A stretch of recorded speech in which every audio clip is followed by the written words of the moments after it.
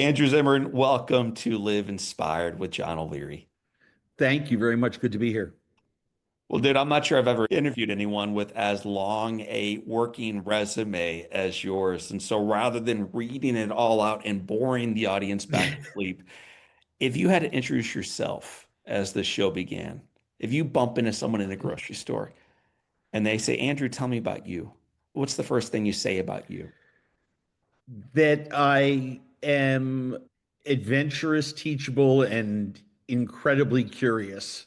I think the toughest question that I ever get is when you have to fill out forms that have like a 2-inch line after the question and it says occupation.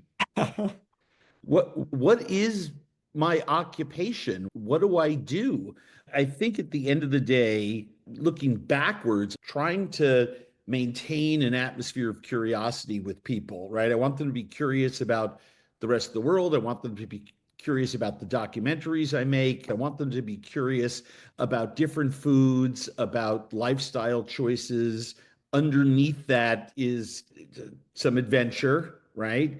And I think none of those exist if you're not willing to be teachable. So it's sort of like a noble circle kind of thing. I keep trying to come up with a physical, two-dimensional drawing on a wall that says it really simply, but nothing really does. The other one that's really funny is when I'm blurbing someone's book and the publisher says, you have 18 Comma. characters, right? Yes. What are you? And invariably they always settle on chef teacher, Wow. which chef comma teacher, which I don't object to. I don't object to. So because I think both of those words sort of say it all. And technically, since I teach classes and because I am a chef and was a chef and will be a chef, I think it all works. So yeah, it's a toughie though. How about old curmudgeonly guy that occasionally says something that people find interesting? Well, Doesn't fit in the space. I hope you do that job today well. So here we go. If Norman Rockwell had to draw a picture of Hmm. what the Americano family looks like, it might have been mine growing up. The idyllic version of it. Mom to my left, father to my right, three siblings on the other bench, two siblings on both sides, a high chair on the corner, and on the opposite corner there was a golden retriever eating scraps and getting big. Love it. Out the window, dude, was a picket fence. Like that was my 70s, 80s childhood. You had a bit of a different picture that Rockwell would have drawn of yours. Can describe for Yeah. our audience what your childhood was like? Some of us live that cliche when we're younger, and then things change later.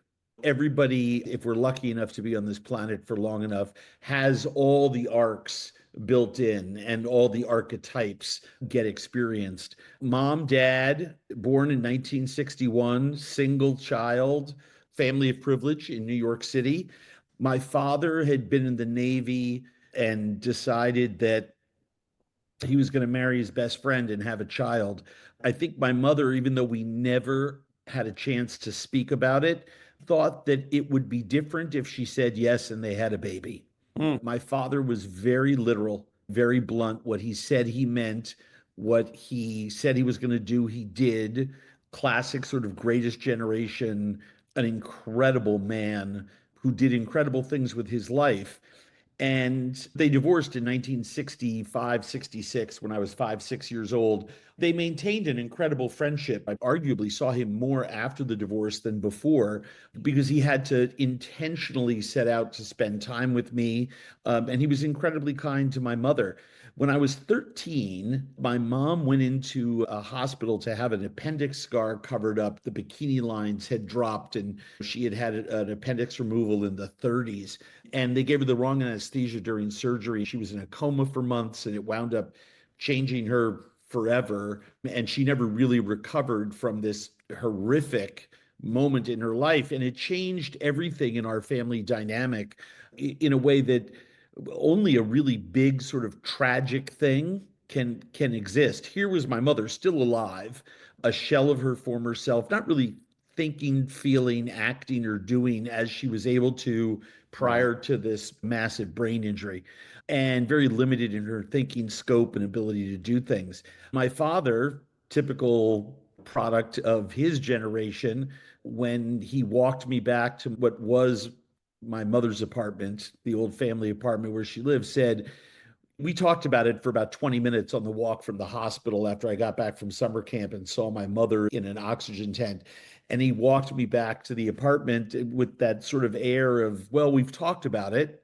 Now let's take all our feelings, bundle them up, package them, grease them well, because we are going to stuff them down as far as we possibly can and never talk about them again.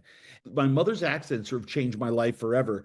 I really struggled with what I later found out many, many years later, as in like 10 years ago later, that what my father did that day, which I saw as a very wonderful thing. He set me up in an apartment. There were caregivers there. He went back to his house. I would see him 2 or 3 times a week. It seemed to be the appropriate response. I later learned that it was a fairly big abandonment. I don't use that word lightly and I don't condemn him for it. It's not an angry thing. It's just by definition, that's what it is. I was in a workshop once and someone said to me, how old is your son? And my son at the time was 14 or something. The person running the workshop said, would you do that to your son? I was like, absolutely. He described a typical scenario and said, so do you put your son in that apartment? I'm like, oh, no, absolutely. Never. I take him with me or I move in. And it hit me like a ton of bricks. So I sought out the only thing in life that I had experienced that would help me not feel what I was feeling, which was drugs and alcohol. And I was off to the races. I think I also had something inside of me that had always wanted more of everything. I had already experienced that. I wanted one more run when we were skiing. I wanted one more bite of food. I wanted one more, whatever it was that was making me happy at the moment was never quite enough. It never filled the bucket totally. And I was always looking to fill the bucket. So once I discovered drugs and alcohol, that was it. Off to the races. I became a real New York City garbage head when it came to putting chemicals into my body. It wound up almost killing me several times until I finally sobered up about 33 years ago. So I want to come back to when you were 13, but I want to start with, you mentioned about a decade ago, you're in this workshop and someone says to you, how old is your son? And you say, he's 14. He's a great kid. And they say, Yep. would you do what your daddy did? And you said, Mhm. absolutely not. And that's when it hit you. When you say that, what do you mean by it's so clear, but how did that knowledge then, that truth then change the way you felt about your experience, about your relationship, about your childhood, about your life? It it made sense to me. Yeah. Trauma and shame are feelings that we not only carry with us, they're extremely, extremely destructive. A close third is resentment. I had a process in my life for dealing with resentment. I can recognize resentment. I know how to get rid of resentments. Trauma and shame had such a huge impact on my life until that moment that I was able to accept that my father, who I had put on a pillar, Yeah. a fairly large pillar, and by the way, I still have him on Yeah. a pillar. Well, you speak about him in I the just present tense as being a wonderful man, a great leader. 100%, 100%. However, he made some huge mistakes in his life. And I think to answer your question more specifically, it allowed me to forgive myself of mine a Wow. little bit. Another level of detail, I continually, every year go somewhere for 5 days to a week to do some emotional sobriety work on myself.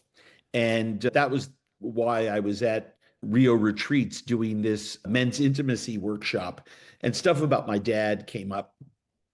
And this is when this practitioner who was guiding this incredible session challenged me. He just very matter of factly was listening to my story and he said, well, yeah, your dad abandoned you. You suffered that abandonment. That is one of those core things that has created this trauma and the shame. Went through this whole thing and you can't let go. And I was very angry. I mean, I was verbally abusive at that point.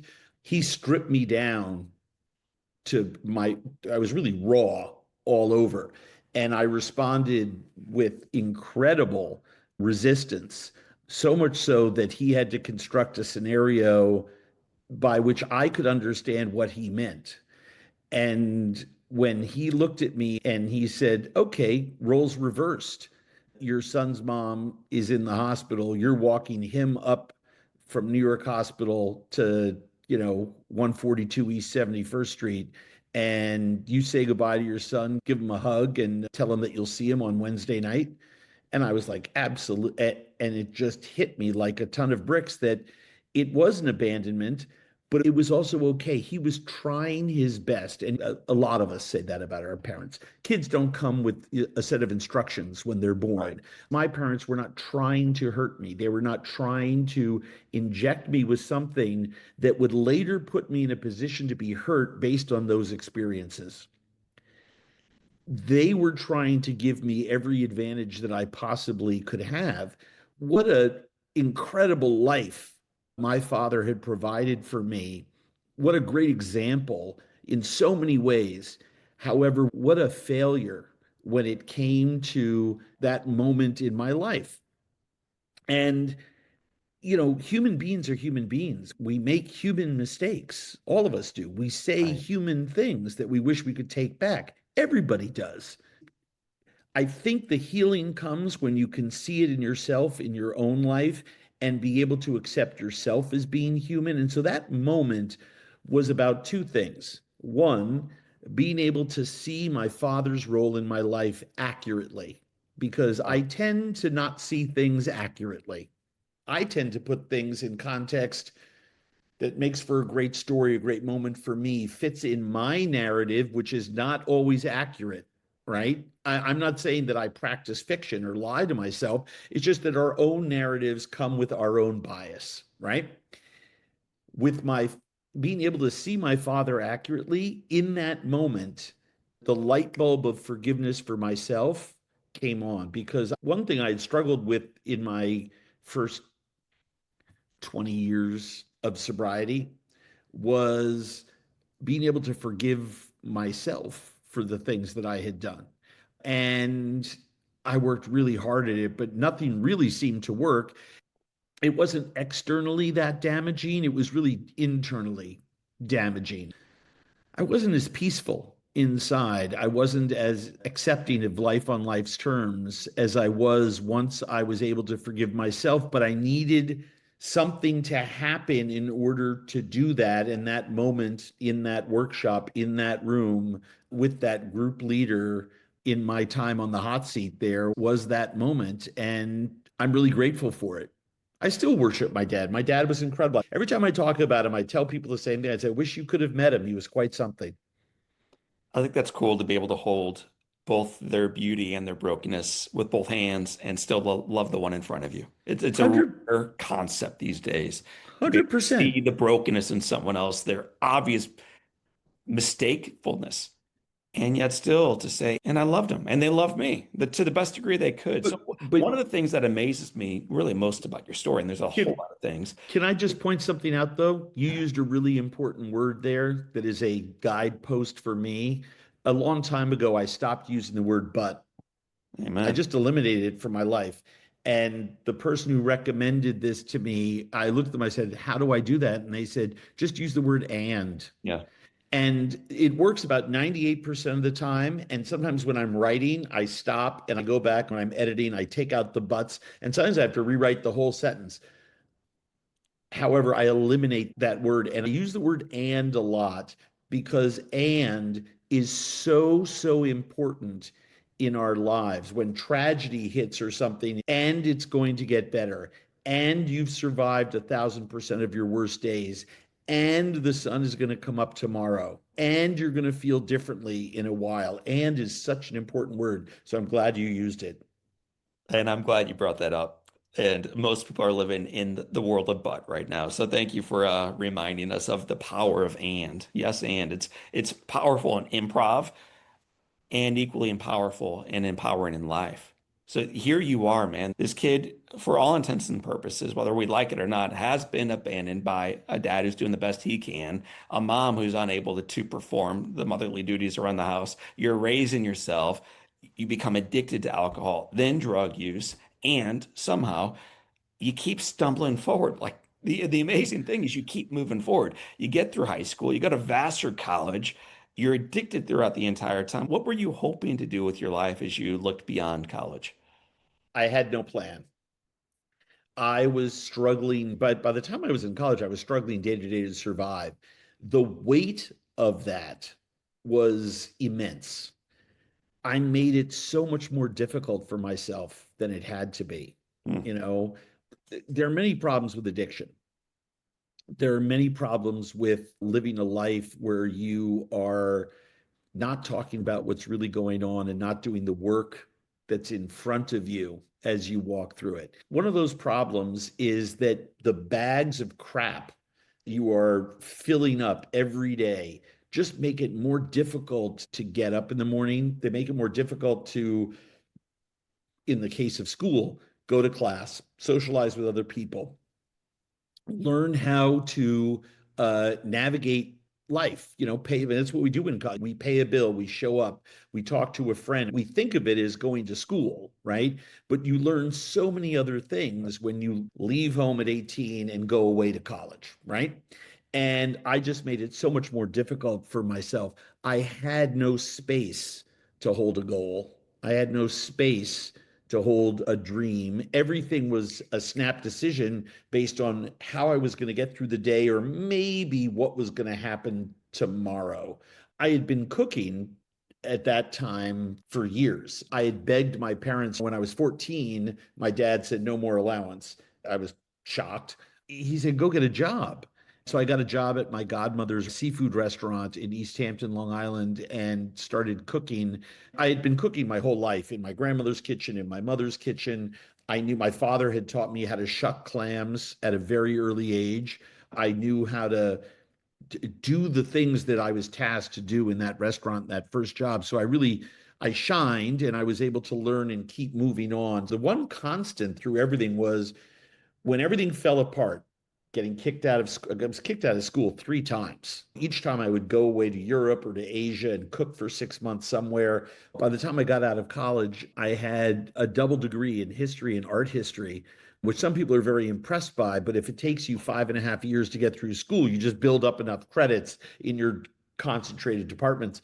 So it really isn't anything to be that proud of. I think it looks good on a piece of paper, but it really represented a dismal failure on my part at the time.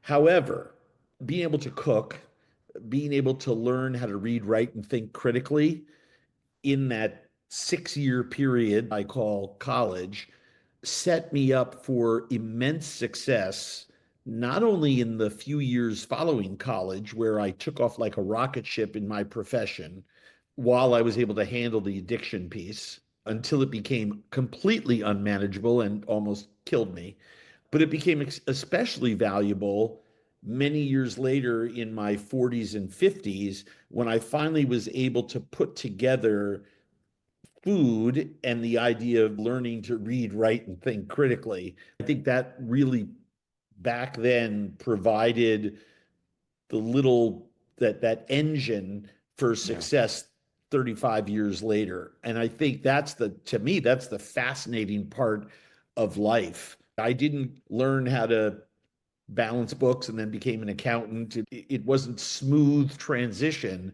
but many years later, when I was able to put together everything I loved in this world, it became extremely powerful to me as an engine for success.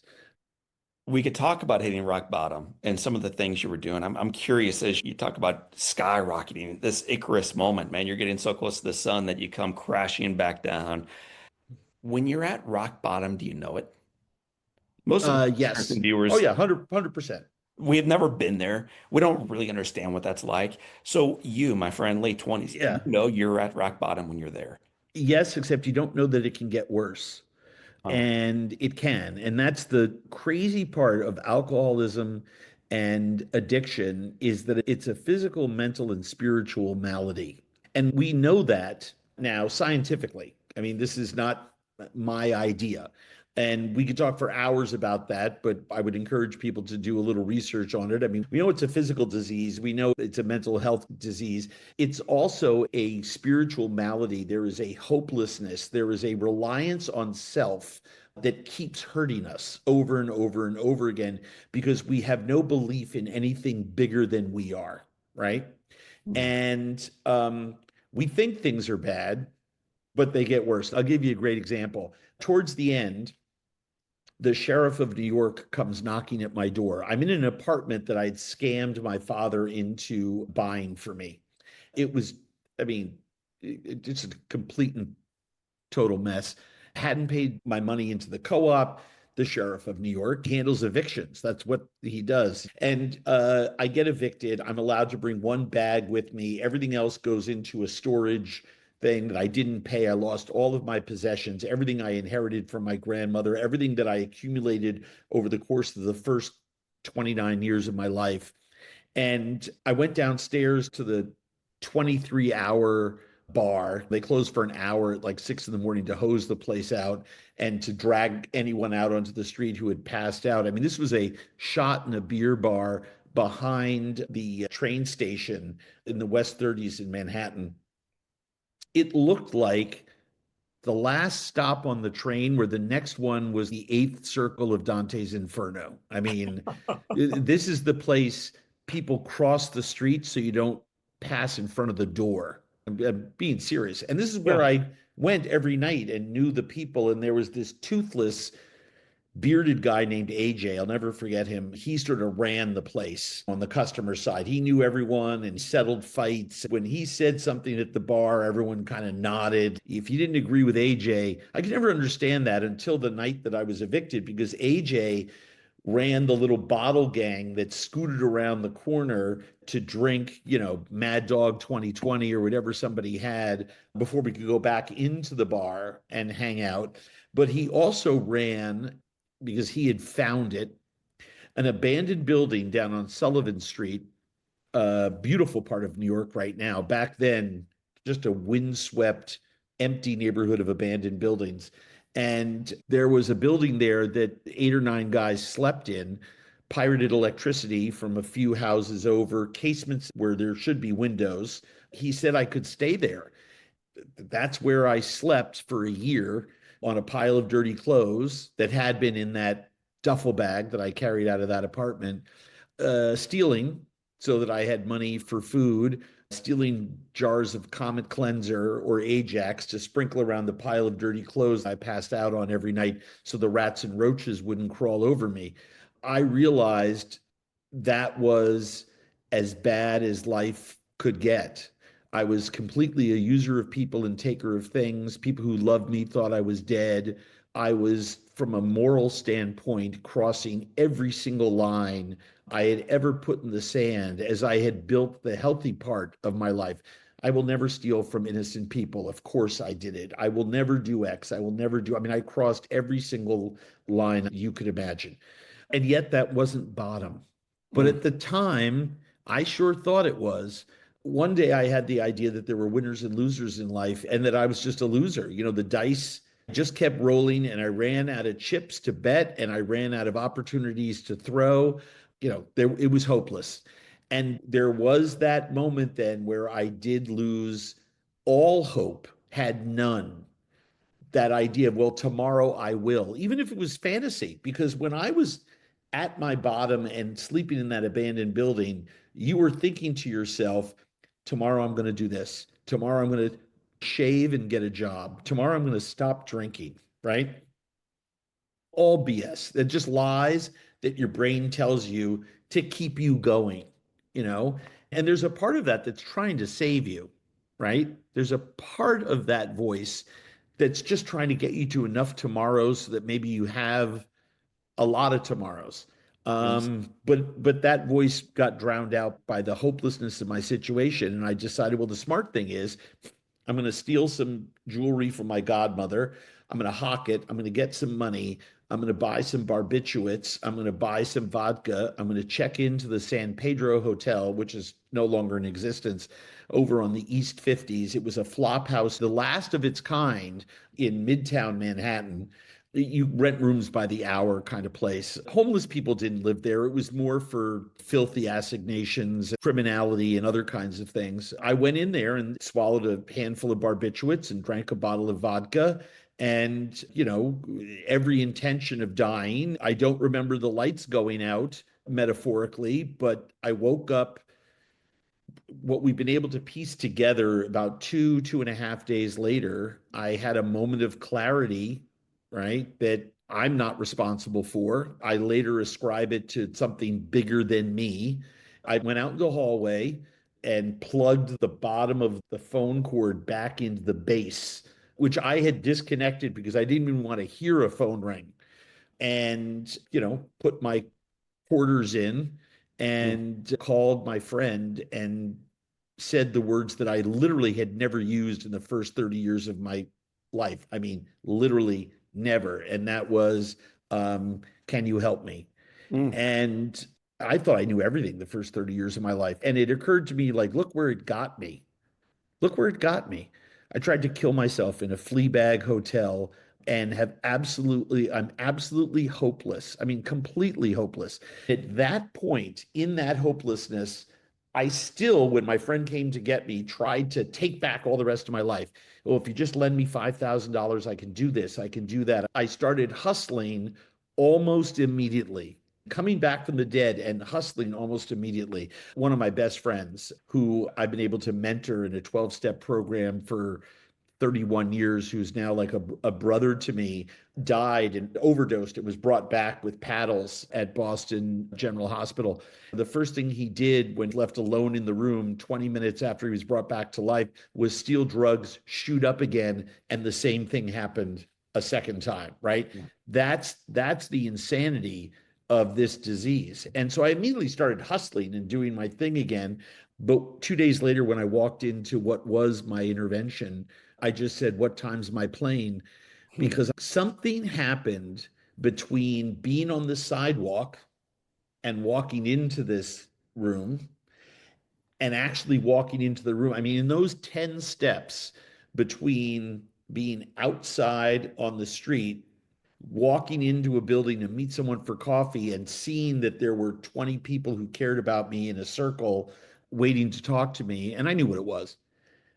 I Mm, gave up trying to run my own life, figure it out, hustle, run my show. I gave up this idea of knowing everything. And I gave into this idea that I would just do whatever anyone told me because my way of doing things hadn't worked. mm, That may be, if you really want to get technical about it, if you want to talk about a bottom, maybe the bottom isn't the tragic moment in the dumpster, right? However you describe that dumpster. Maybe the bottom is when you get out of the dumpster and that moment where you're willing to change right before you actually change. That may truly be the bottom because for me, I'm on the sidewalk walking to that building, still trying to figure out what the hustle is. I was going to meet that friend for coffee only because my friend Clark, whose apartment I was staying in, had said, you should meet with her. I didn't want him to kick me out because I had nowhere else to go. January 28th. Yep, It's almost like a birthday, 1992. That's it when, is a birthday. I celebrate it every single year. happy birthday, man. Thank you. It's the beginning of the next chapter.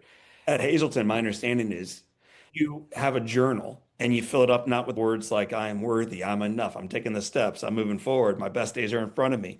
The words you keep writing on the journal again and again and again is it's hopeless. I'm hopeless. I'm hopeless. When did that chicken scrabble I begin? wrote two things. I wrote, I'm hopeless, and I alternated it, not literally, but I still have the book. It's held together with rubber bands. It's in my office so that I see it every day when I'm at work. It has another line in it written over and over, which is, I don't want to hurt anyone anymore.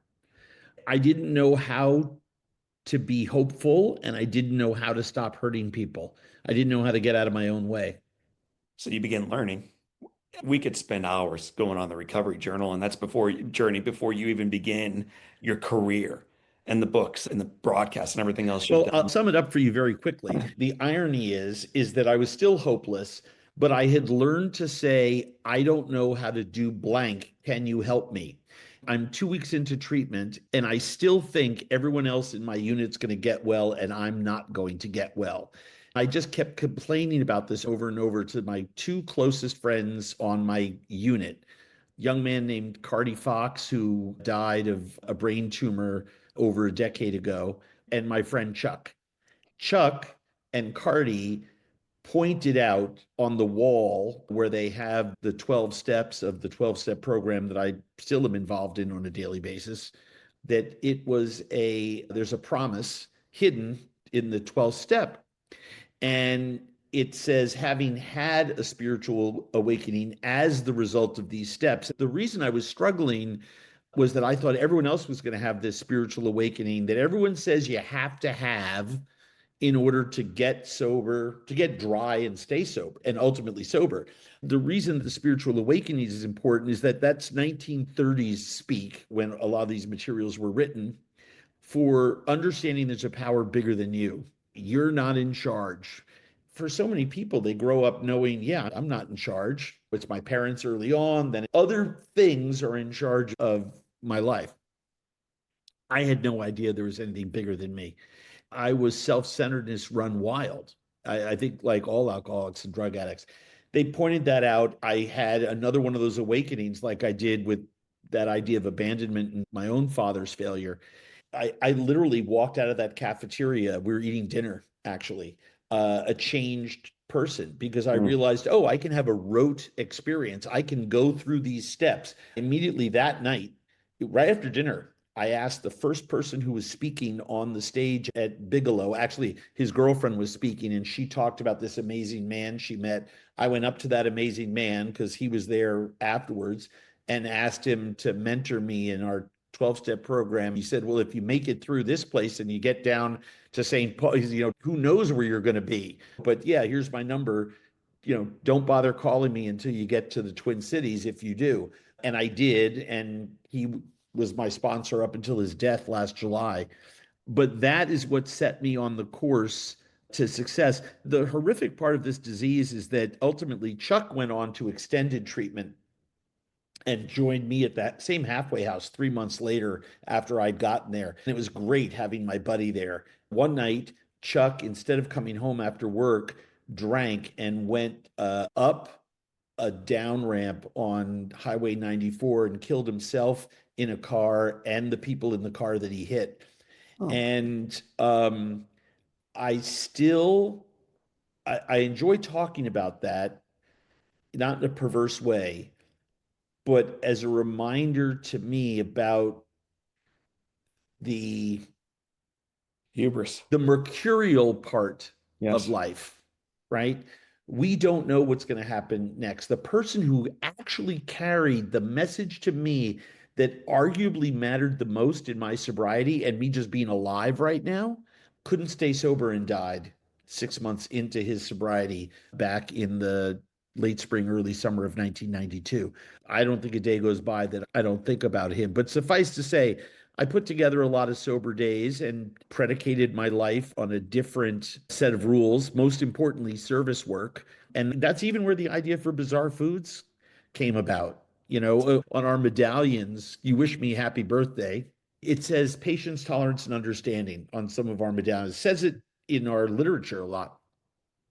And I actually, when I pitched Bizarre Foods to the Discovery people in the early 2000s, I told them I wanted to make a show about food that taught people to practice patience, tolerance, and understanding with each other in a world that wasn't having a lot of it.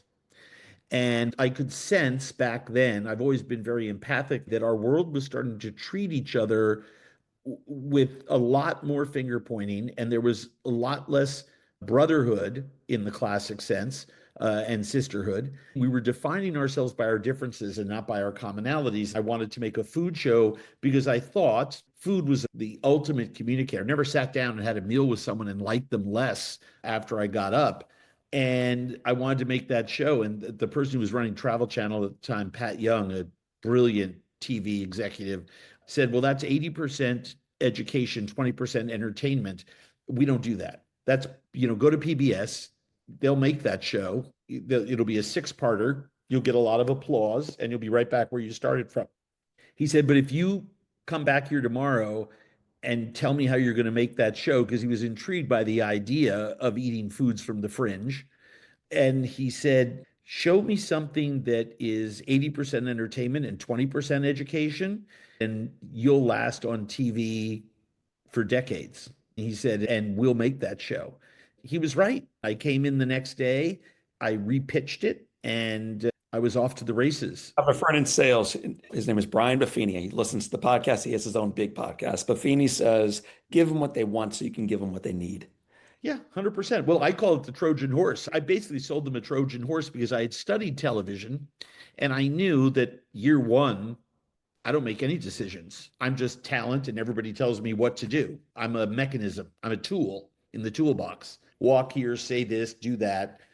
Obviously, you bring a little bit of yourself into it, but you were told what to do. You are what we Right. refer to as first time talent in this business. But once the show became successful, I mean, there was literally episode 3, it went from being watched by a few people to being a runaway hit thanks to an appearance on Jay Leno's show, which for those listening who are too young is what ultimately became the Jimmy Fallon show. But it was the Tonight Show and it was the biggest PM talk show in the history of the universe. Then when it took off, all of a sudden the polarity reverses Yeah. and I could inject more of what I felt was important, what I felt people needed to hear into those shows. So season 1 was good and it had a lot of bug eating and it got me season 2. But boy, in season 2 and all the way up to the next couple hundred episodes, and then all the other shows that came from it, from Delicious Destinations to Bizarre World to all the other shows that I did for Discovery, even the shows that I've done for MSNBC or the stuff that I've produced for other networks through my production company that I'm not even in. Right. We are able to have a point of view thanks to that early success of Bizarre Foods. And we're able to have a message that is sent out to the world that we hope has a positive effect, because that's why I make media, to make a positive change in the world. I think most of us tuned in to watch you eat bugs, but most Yes. of us tuned back in to see the beauty of the culture that you were in front of. So I want to ask you a little bit about the culture, a little bit Yeah, about the sure. work, and Sure. I'm going to use your quotes, and then you tell me what you're telling me. Please be a traveler, not a tourist. Try new things, meet new people, and look beyond what is right in front of your eyes. What you see is what's in front of the veil, and you need to step forward and push the veil aside and see what's really going on. I'll give you a great example. Jama the fisherman. I was with him in Madagascar. This fellow had the worst life of anyone I've ever seen. Had no possessions. At one point, had 8 kids, only 3 were alive. He lived in a group of grass huts on the edge of the ocean and fished in what are arguably the most dangerous waters that exist. And he fished out of a wooden canoe with an outrigger that he had built a handmade sail in, and he had his youngest child sit in the sail. He didn't have any way to pull the sail in or maneuver it, so his son sat there and stuck his legs out and gripped his toes on the gunnels of this canoe.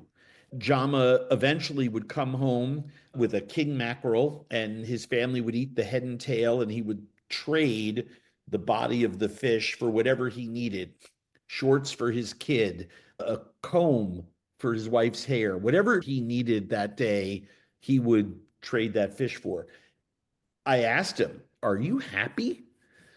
It was such a great learning moment for me. He Right. looked at me without saying, you're a complete idiot. He smiled and he said, of course, what a ridiculous question. And he spread his arms out. He said, I have everything. I have people who love me. I have the ocean. I have the sea. I have the sky. He said, I don't have a worry in the world. And he meant it. He meant it. Mm. So the veil that I was pushing behind was what I was bringing my white Western viewpoint to on that beach, and looking at a Sakalava tribes person who lived on the edge of his tribe, right? And I had to push away that veil and see what was really going on, because what was really going on was a man who had lived his life exactly the way he wanted to all the time. and Mm. had showed up over and over again, despite the tragedies, despite his homes blowing down, despite fish being there one day and not another day. He lived his life his way and was completely accepting of it. This one sounds like it comes from a foodie, and I guess it does, but I think it speaks to a universal truth. So here we go. Food is a lens through which we understand the world. I think so. I mean, the other cultural constants are math and music, right? If you take away the mixtape that some girl gave me in college, I can recreate it on Spotify or Apple Music in about 30 seconds. But if you take away bread or rice, that is the stuff that revolutions are made of. Blood runs in the streets. I use food not to unmask revolution. I use food as a tool, I call it a lens, through which to see everything. I mentioned a while back that things I learned in college about reading, writing, and thinking critically later came to really inform me. Right. Um, I had an art history teacher, Madame Koretsky. She was the head of the Northern Renaissance department, and she taught that introductory course. And the very first day, she put up a slide, a Northern European painting. I think it was a Holbein, but there was a table, there was a bowl of fruit, there was a window, there was a dad, there was a beautiful teenage girl. There were 12 or 14 objects, quote unquote, in the room, right? Table, chair, bowl, fruit, etc. She asked everyone to write down what they saw. Day one of this class, everyone writes down what they saw. And then like Hercule Poirot or Agatha Christie, or Miss Marple. She Mm. literally begins to solve this closed door murder mystery, and she describes 16th century Northern Dutch life based on what she saw in that painting. She saw a tropical fruit in the bowl, which means they were very wealthy. She saw boats through the window, which meant he was a trader. She saw a jeweled brooch on this woman's shawl, which, if a teenage girl has that, means the father's very wealthy. And she kept going through this painting, revealing pieces of culture layer by layer by layer, peeling back this onion. Flash ahead 30 years, I'm in the jungles of Nicaragua in what's called a jungle market, where everyone sort of gathers once a week. Farmers, traders, whomever, they sell bush meat, they trade trinkets. If someone has a metal pot to sell, they'll bring it there. And because a lot of the people who are stopping there are carrying bananas that they grow or wheelbarrowing coconuts somewhere where they're going to sell it for a few pennies, women make food and sell it to these hungry travelers and tradespeople. It's sort of the essence of the jungle market, right? And everyone sort of shows up and trades the news of the day and maybe drinks some homemade booze or something. It's really quite extraordinary to be in the middle of a jungle and experience a true jungle market. And there were these women, and they had this pot of chanfaina, which is a stew made of the guts, everything that you would throw away on a pig, right? The chopped stomach, the intestines, parts of the head, tail, hooves, and they just cook it for hours till it's all falling apart. And you don't stir it too heavily because you want bones and certain things to fall to the bottom. And they served me a bowl of it, and there were these three white blobs floating in it. And the translation was they were eggs, right? Then they kept pointing up in the trees, and we realized that they were iguana eggs, where the yolk stays runny, the white is not. I mean, you can eat it, just no one does. You bite this white hard albumin and you suck out the yolk and you eat the chanfaina, but it's the eggs are so high in protein, they're really good for you. So is the chanfaina, by the way. And I looked at the camera with this bowl in front of me because you had to do this, it's TV. You're trying to tell a story.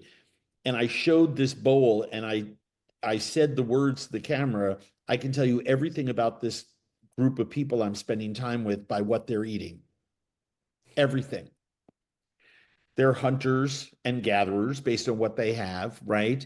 They're pig farmers. They're selling the pig meat, right? They may only have one or two pigs, right? They're always keeping a female, right? So they can get piglets and raise them. That's how they make their money. They have to clean the pigs to sell them in the marketplace. They don't sell them live. So they're making stuff to eat with the guts and they're making extra money by selling. I kept going through sort of the everything I was learning by what was in it, right? Mm. What vegetables they grew, where they would get them, what they would have to trade for, because there was no farming area for miles and miles. So they had to be trading for them because people lived in a very, very small geographic footprint. And I realized I was doing the same thing that Madame Koretsky had done in 1979 in September when I was sitting in her Art 101B classroom. I was doing it in 2009 in the jungles of Nicaragua on television. And that learning to read, write, and think critically and going through my life experience, which had led me even my failed suicide, my recovery, what I learned in recovery, the service work that I had learned in recovery was what would keep me sober. All of those big tent poles in life, those moments for me allowed me to become the storyteller that I am. Because if you've experienced it yourself, you can recognize it in other people. I wished I had met Charles Kuralt. He passed away. I never had a chance to meet him. I loved watching his show on Sunday mornings when it was on, and it was called On the Road for those that never saw it. He was so good at what he did, and I've realized thinking back, he must have had a way more complex life than we Right. ever. I mean, his generation didn't, all the truth Got it. isn't there for us to see. Right. But I think he had one hell of a set of life experiences because in order to be a storyteller like that, you can't just develop that kind of empathy. It doesn't work. And he was an only. And that's another lesson I took. Better to be the only than be the best. If you try to be the best, I don't know whose definition of best you're using. It's impossible to be the best. It's only later that people say, "Oh, Serena Williams, the best," right? Um, That better be the only than the best. much better. Try to be an only. So if I have to eat an iguana egg every once in a while in order to get my point across, at least I'm doing something no one else is doing. Andrew, man, I could spend hours just visiting with you about iguana eggs, about cooking, about recovery, about life. We have 7 questions that tether every one of our guests together. They're called the Live Inspired Seven. Out here we go. Question number one. What's been the most impactful book you've ever read? James Beard's Theory and Practice of Good Cooking. Not surprising considering that you've been profoundly influenced through James Beard, undoubtedly. What's one? Well, I will tell you, I suck at lightning rounds. I turn lightning rounds into slow clouds rolling, but it's about cooking. But I got more about life from that book than anything else because what he did was he taught you the reasons behind it. And it impact, if there's not a reason to do it, if you don't have a reason to be in a room, leave. If you don't have a reason to do something else. Yeah. It was about more than cooking to me, maybe because of the time that I read it. Mm. What's one positive characteristic or one trait that you possessed as a little kid growing up in New York that you wish you exhibited as brilliantly today? Telling the truth. If your home caught fire and all living things are out and you have an opportunity of running back inside and grabbing one item, what's that one physical thing you'd come racing back outside with? Wow. This is probably the worst answer you're ever going to get. My laptop. We've heard it before, man. It You're not alone in that lousy answer. it holds everything. That I would like to think that my laptop would be sitting on top of two gifts that I received. One is a first edition of the Big Book of Alcoholics Anonymous that Wow. my friend Kevin Boehm gave me, a restaurateur in Chicago. And the other one is a set of escargot forks that my friend Will Guidara, who wrote Unreasonable Hospitality and ran 11 Madison Park when it was the #1 restaurant in the world, that he gave me, both of which had very intentional reasons behind them, but they are two of my most prized possessions. Oh, and my grandmother's salt cellar. Oh, that's cool. Well, listen, you got two hands. You got the ability to hold two things in each of them. So I'll let you grab all four. If you could sit on a bench On a gorgeous day and have a long conversation with anyone living or deceased, who would you like to be next to? That has changed for me over the years. Not the first time that I've heard that question. I used to say Teddy Roosevelt. I used to say my dad. There were a lot of people that I cycled through there. I want to talk to a change maker now. It would probably be the president of the United States. What's the best advice Roosevelt, Dad, President of the United States, or anyone else ever gave you? So the best advice you've ever received, Andrew, is The best advice that I ever received was from my deceased recovery mentor, my old sponsor, Jim Linden, and that was invest in the loss. ooh, And what he meant by that was it wasn't about recklessness. It was just like, don't always think that the payoff is immediate. When you're making an investment, if your gut tells you to do something, invest in that loss. It wasn't about economically at all. He was talking about behavior and lifestyle and how you show up each day as a human being. It has proved to be the most impactful thing that I've ever learned. what advice, if you could go back in time just a couple years and whisper some wisdom to yourself at age 20, does that kid need to hear? Oh my gosh, that's easy. You don't know anything, right? You don't. You haven't lived, you haven't experienced. When other people tell you something, listen. I mean, it's that whole concept of I don't, can you help me? I don't know. I would say use that sentence. Hmm. Andrew Zimmern, it has been said that all great people can have their lives summed up in one sentence. How would you like yours to read? He tried his best. I think that's all we can do. I certainly haven't tried my best my whole life. I'd like to think I'm trying my best now, but that's also a lie that I tell myself and that I tell other people publicly. I think we try our best and to quote you, and Hmm. we all know there are places that we're not trying our best. And I think what's important about saying those words out loud is that maybe it helps take a couple of those places where we're not trying 100% to be our best that we do. And we just keep growing as human beings. All of us are works in progress. No one ever gets there. We're works in progress. Well, Andrew, chef, teacher, dad, friend, I appreciate you trying your best, you taking your second chance, and you teaching the rest of us that we ought to embrace the gift of our second chance too. Thank you for Well, trying your thank you. best.